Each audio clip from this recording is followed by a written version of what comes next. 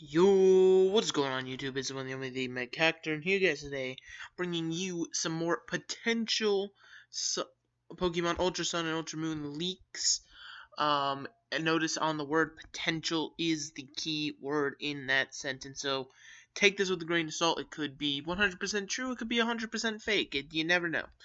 The reason I'm reporting on this is because we don't really have anything to talk about with Sun and Moon, but this is like the first thing that's come out, claiming that it is from Game Freak and that it's an employee at Game Freak or whatever, and they are leaking information. So we're gonna go ahead and read through all this. I'm just gonna express my opinion on a few of the things, and yeah. If you guys do enjoy these kind of videos, make sure to hit that like button down below. Comment on whether you believe these are real or not.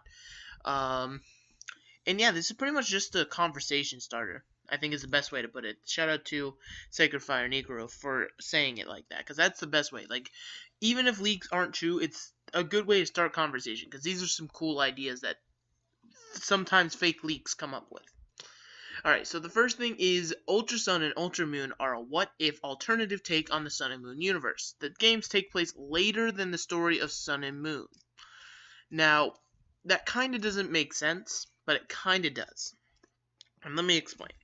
So if you were to think about it from a logical standpoint, what if means that something is changed in the story. But if it's something within the story is changed, then why is it later than the story that we already played through? Now, my personal idea with this is, what if Lily and Gladion never left the Eighth Paradise? They never stole Type Null or Cosmog, and they just stayed there. What would have happened?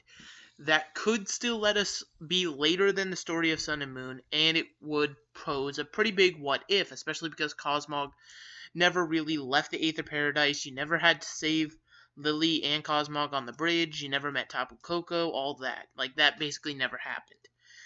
So you were like a normal kid instead of being picked out by an island deity right off the bat. That's just my idea on it. I don't know. You see on the screen, I'm literally just going to read off exactly what that says and then give my ideas on it. You play as the same character from Sun and Moon, but your adventure and your encounters will not be the same. Now, obviously that's to be expected. It's not really anything new that we were ready, that it's like, oh gosh, guys, oh my gosh, confirmed. Like, no, it's something we already knew.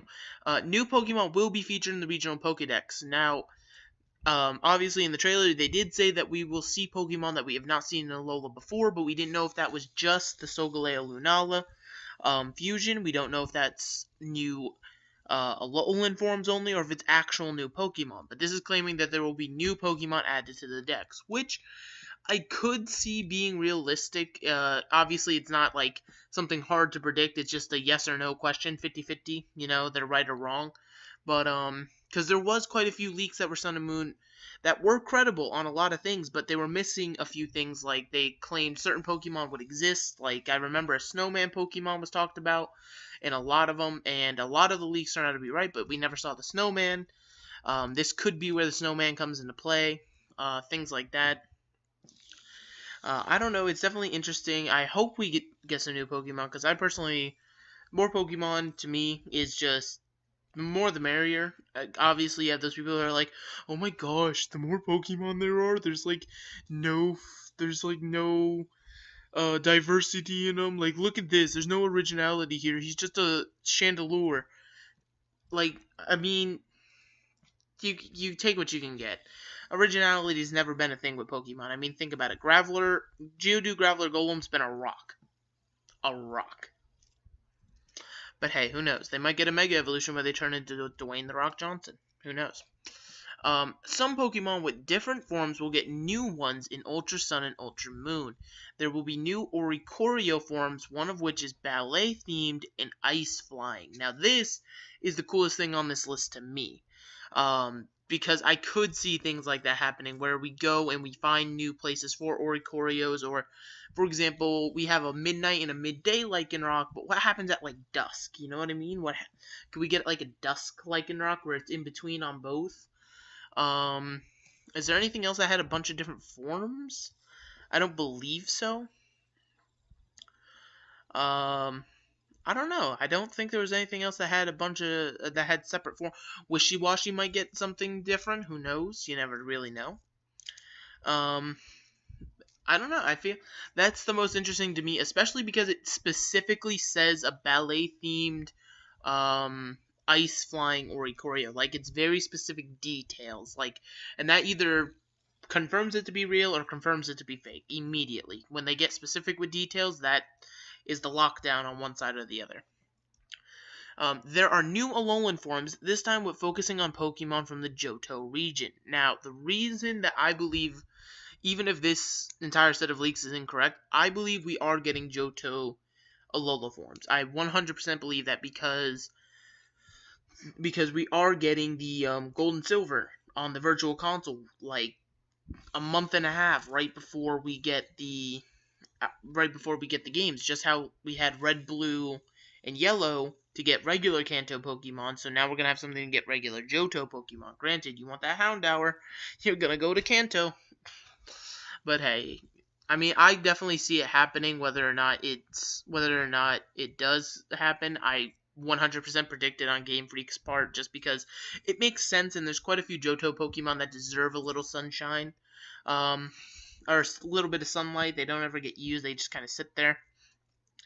And now this actually talks about which Johto Pokemon are getting Alola forms. It says that Blossom, Xatu, Remoraid line, and Hoppip line are among the Pokemon that get Alola variants. Okay, now if you did not know this, I actually hate the entire Hoppip line. It is my least favorite set of Pokemon in the entire dex. Like, literally, they could stop existing and I would be the happiest man on the planet. Like, I hate Jumpluff, I hate Hoppip, I hate Skiploom, I hate them all. They're all trash, garbage, garbanzo beans, garbodor. But anyway, Blossom becomes Fairy Poison, and part of the information talks about its constant rivalry with Oricorio. Oricorio is a bird. Birds, I don't know birds that go for flowers. And has there been anything to get? I mean, outside of like Alolan Marowak? Well, no, actually, a few things got like entire type changes, but like Fairy Poison, that's just such an odd type combination for a Blossom to become. It really, there's no way to justify it.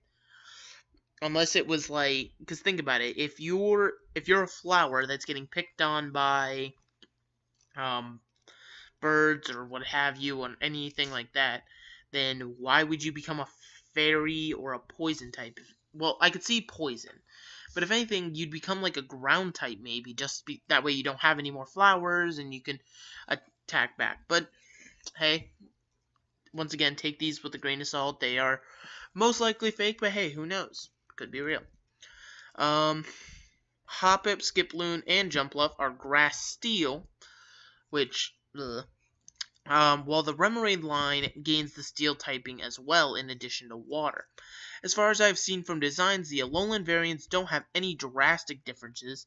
Hoppip, Line, and Blossom are based on different flowers, and Remoraid/Octillery have Steel armor. Now, pretty much this last part kind of confirms it to be fake, because it went into such detail with Blossom, but then it's just like, oh yeah, Hoppip line and the Remoraid line are both getting the Steel typing, and that's it.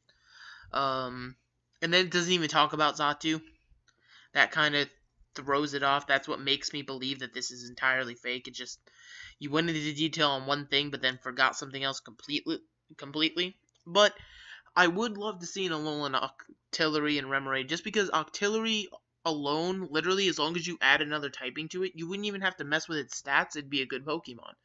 Because Octillery's move pool is stupid wide. It's like busted. It's just he's so slow and doesn't have the special attack to make up for it. Like, just adding another typing to him could just make him the difference between like an NU and an RU-mon. You know what I mean? As for Grass Steel for Hoppip, Skiploom, Jumpluff, I don't know why they would become Steel types. I don't know any gained bonus for them leaving the air to go to the ground. They are all flying types normally, but it's just like, oh hey, we're hitting the ground now, we're Steel types. Hoppip I know is originally, well, the whole line is based off of Dandelions, so I don't know what they would do to change it, especially to try to embody like a steel type kind of deal. But there is a lot of talk about flowers, so like maybe AZ's Floette might show up in here somewhere. But I do believe that this is all the leaks we have right now. There's probably a bunch out there that are quote unquote leaks. So I personally don't believe any of this to be real. As much as I'd love some of it to be real, I don't believe any of this is true. But definitely let me know what you guys think in the comment section below. Hit that like button if you did enjoy this video, and all that other fun stuff you already know. Hit the subscribe button so you don't miss out on any content here on the channel. But I guess until next time, this is going to be the Meg Hector signing out.